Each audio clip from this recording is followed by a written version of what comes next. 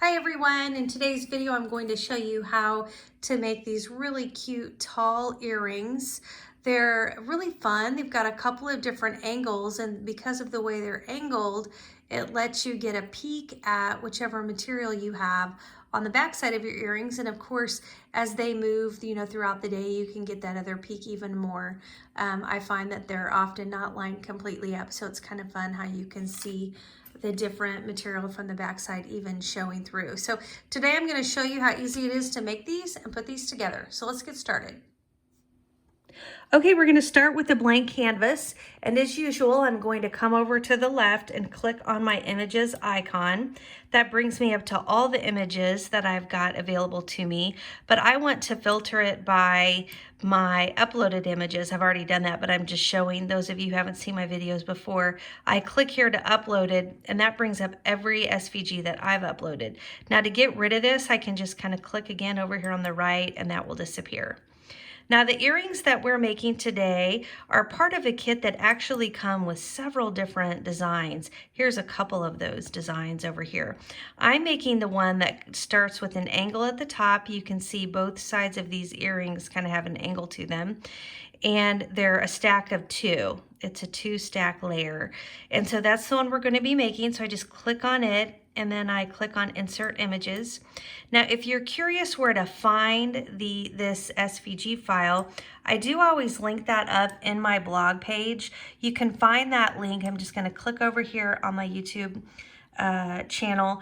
If you're on a mobile device, right next to the name of the video, there'll be like a little triangle, and you click on that triangle, and that opens, is it triangle? Yes, that opens up the details of the video. If you're on like a desktop, you just click on the video itself, and then you see that down here, you see information. You will need to click show more. I don't put my link in as the first thing, but then you'll always find in all my videos a link to the blog post.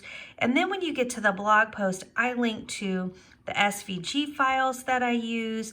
I link to the materials. Like as an example, I made several different earrings, and then I show you here's the materials I used to make those earrings. This is where I got that to make these earrings. So I'm really trying to link things up, making it really easy for you to, if you want to duplicate whatever I've done, you can. Okay, so I'm going to click back over here to Cricut Design Space. We have our image on the mat. One of the things you're going to notice with this file is it comes with two options. The top row gives you the holes, and the bottom row does not give you the holes. I kind of go back and forth. I think even, and I started writing at my blog post for this one because I've made these. I think I did them with holes, and now I'm thinking, well, for my video, I think I'm not going to do them with holes. It really just depends on the material, how comfortable you are that it's going to cut those holes. I have a leather punch that does a really great job of that, so I don't really need the holes. So I think I will make them without the holes today. All right, so this is all grouped together as one image, and to be able to delete whether you're doing holes or no holes, you've got to ungroup that. So while that's clicked, you just come over here and click on this ungroup button. That will then make all of these elements singular. Now I don't actually want them singular, I just want all four of them together. So for right now, I want to get rid of the 4 with the hole. I can left click, so holding down my left click, while it does that, I'm just dragging my mouse over to make this box around these. That puts them together. If I wanted to group them, I could come over here, but I'm just deleting them. So from right here, I can just click on that X and they're gone. Now, I may want to resize these, and so if you haven't resized anything yet, which I wait until the next step to do that, you'll want to keep these grouped together because you need everything to stay relative. So left clicking, like I just did, drew a box around that. Then I'm going to come up here and group it. And now all 4 of these are grouped together. So if I change the size, it will keep them all in a relative size. So I like to, I don't know if you can tell what I'm doing, I like to just put it on a line, helps me just measure. Now this is easy because I can see the whole image is 2.9, but sometimes I might just want to see how tall one element is. So if I'm on a line, I can easily say 1, 2, that piece right there is a little over 2.5 inches. All right, so 2.9 is my height. I think I'm going to take it down to 2.5 for this project. So I can do that easily by just coming over here and typing 2.5 in this box. And when I do that, it will modify everything because it's locked. It's saying my image all needs to stay in the same ratio, so it's locked and it will do that. If I wanted to make him skinnier or something, I could unlock it and squeeze it to the left, and that would let me undo the ratio. We're not messing with any of that stuff. So I've got this set now, and this is where I could come in if I wanted to change the colors. I could ungroup it because you know I can't change the colors of one thing when all four are grouped together. And then I could click on whichever element I wanted, and I could come up here and change the color. I'm not actually changing the color today on these, or actually maybe I'll change the back one to black because I do think I'm gonna do my back one black. Sometimes I struggle when I'm working with two things. It's kind of a hassle to change the color when it's not really doing anything for me. I'm only putting two things through the mat and I can keep that pretty straight. All right, so these are all ready. So I'm going to go ahead and click up here on Make It. And when I do that, I can now see my mats. And I've got this one. I do always click mirror because I'm working with faux leather, meaning I'm going to put it face down. And so that means you're going to be reversing your cuts. I do think that's important with these earrings because you do have angles. So anytime I have angles, I don't really want to think through it. I just want to go ahead and get it mirrored and I know I'll be okay. All right, I click over here to continue. And when I do that, the computer's going to start pulling up the different things I need to do to select my materials. While it's thinking, that takes it just a minute. Just remind you that my setting here is on custom. All right, I need that because I've got to set my materials. By the time I came back, here they are. You can just browse your materials. You can also save them kind of as favorites, so they'll be here so you don't have to scroll through. I'm going to do that for those of you new to me. I'm going to do browse the materials, and then we scroll down and you just look for the brown. That's all the leathers. And then we're going to be using faux suede today. I'm using this 1mm. So I select that and I'm going to say we're done. All right, so now we're ready to go and our light is blinking. That's signaling that we can go ahead and insert our material. So let's take a look at my mat. I want to show you how I've got it set up here. I do put the plastic that comes on top of the Cricut mat. I do usually put that down on my mat to cover the part I'm not cutting. These earrings are only 2.5 inches tall, so I'm only going to be using the adhesive on a few inches of this. So I cover my mat to expose only the 3 inches. Now you do see this parchment paper here. I do this just because I don't like to pre-cut my material. I like to get the most of it. And so I just put this parchment paper down to protect this adhesive so that, again, I'm not getting any debris or any backing or anything on this mat. You've got to use a sticky mat, and that means I like to protect my sticky mat and not waste it on things that I'm not cutting. Now, you do notice that my open space is over here. I've been cutting over here, so I do want to use some clean, fresh space, so I will be moving my materials over to the right side of my mat. So, actually, that is something I should have already done. I'm going to cancel this cut. I hate that. That happens to me a lot. Yes, I want to cancel the cut. You should figure this out before you send it to your mat. All right, so here are these guys. I just need to move them. I'm just clicking with my left click and I'm dragging them over here to the right. So you can adjust where things are printing on your mat. You can do it right before you send it to the printer. So it's after you clicked on Make It, but before you actually do the continue. All right, so I've got those pretty well lined up. I feel pretty good about that. And then now I can click on continue. All right, so now it's resending it. Okay, and I am going to use this black material today for my back piece. So I'm just gonna turn it upside down over here. That is, do not need that much exposed, sorry. All right, put that down over here, and now we're ready.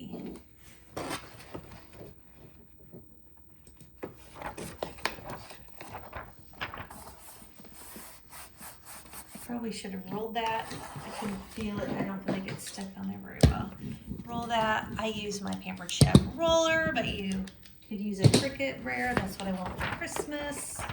Okay, we put this through here. And we'll go ahead and do this cut. For those of you joining me for the first time today, welcome to my channel. I'm really glad that you found me. If you find anything helpful today in the video, I'd love it if you take just a second to click on like. This channel is all about DIY. I'm kind of in an earring kick. I've made earrings for a while now, but I've just started blogging about them.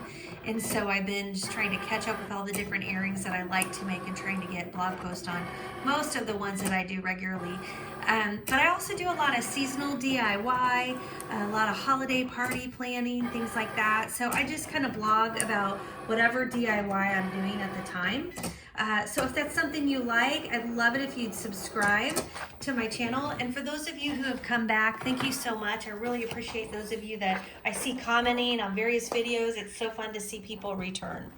Okay, so I've cut this first piece. And oh yes, this just cut beautifully.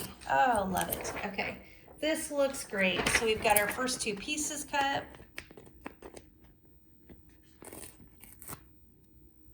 You can see the angles. I'll link up to these materials in my blog as well. I love this one. This is not just the regular Cricut faux leather. This is one I found on Etsy, but I just kind of love the texture to it. All right, the next one I'm going to do is going to be my zebra, the zebra print. I think that'll be kind of fun on these. All right, now you do have to come back over to your mat and let's see, I need to reset it as well. Oops, edit that. And remember, I've got to move these over here as well.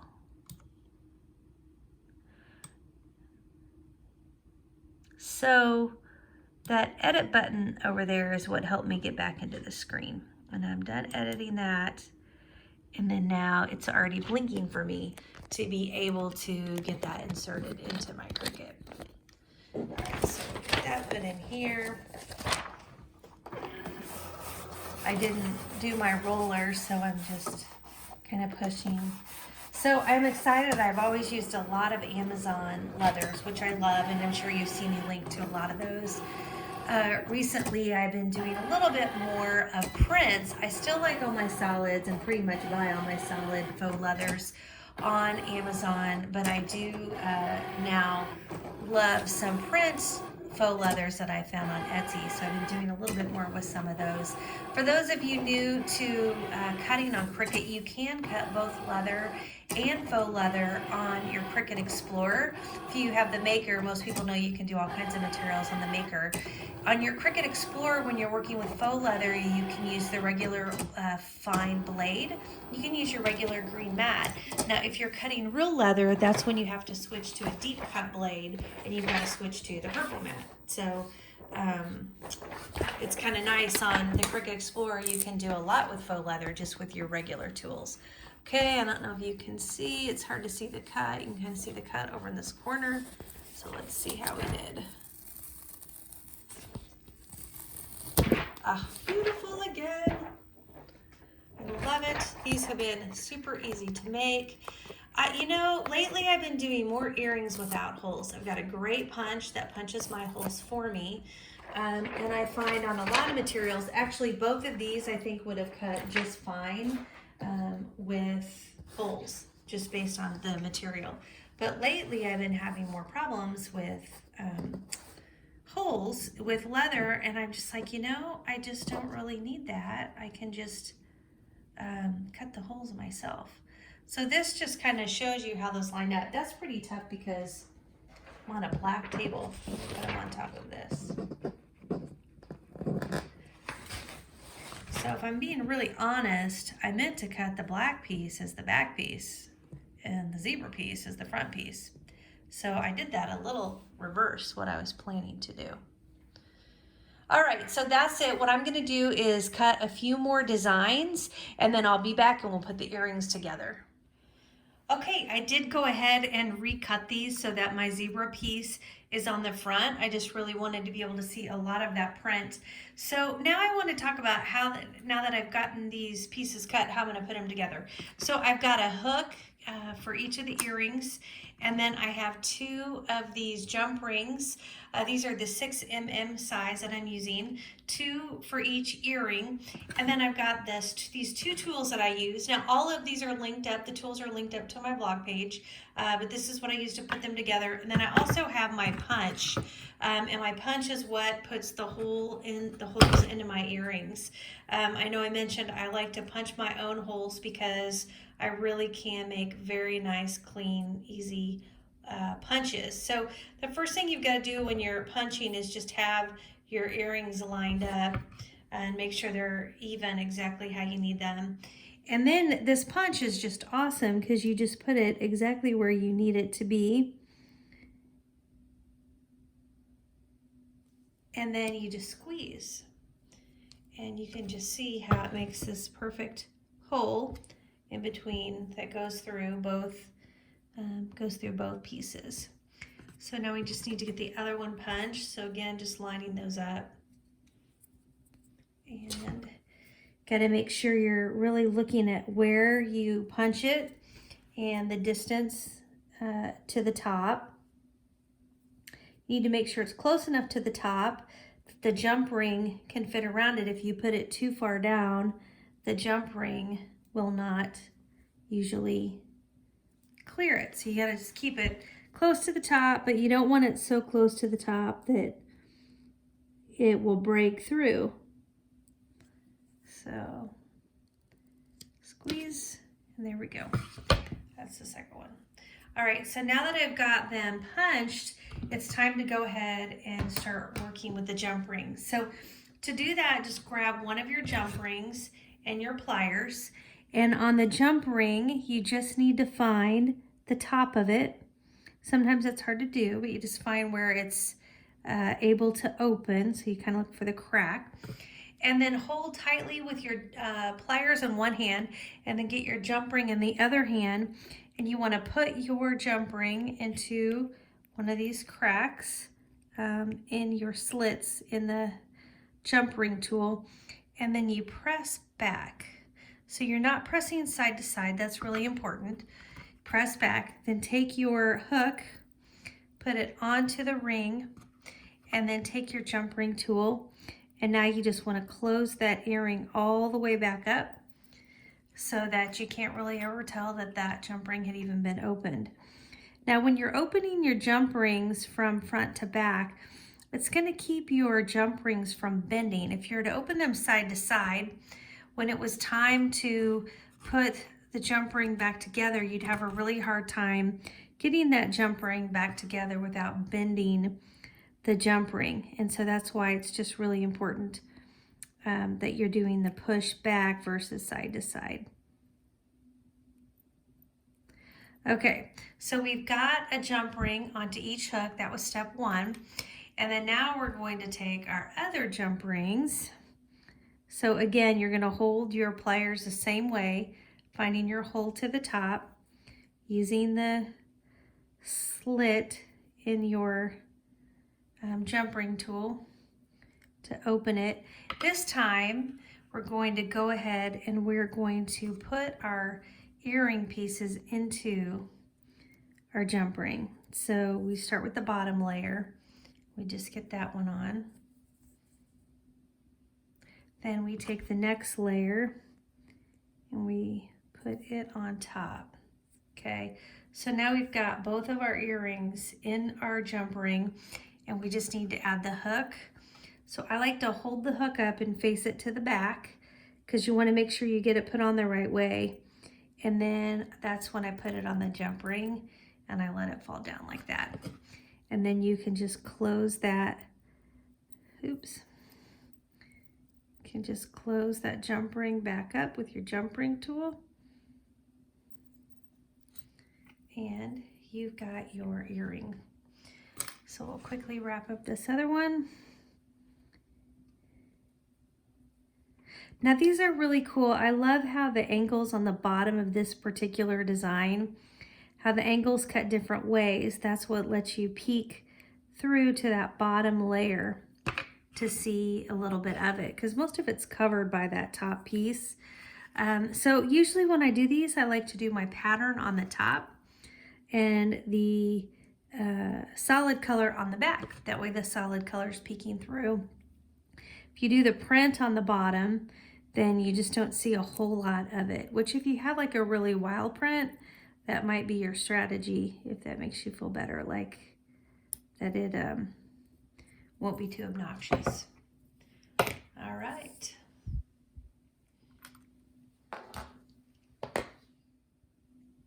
And that's it for our cute tall earrings. Again, this is just one of the designs that comes in this kit. Some of the other designs featured 3 different pieces instead of the 2. I really do like the simplicity of this one. I think the 2 still adds just a lot of visual interest with the different angles and the 2 different patterns. So I hope you found today's video helpful. Good luck. I hope you give this project a try. Have a great day.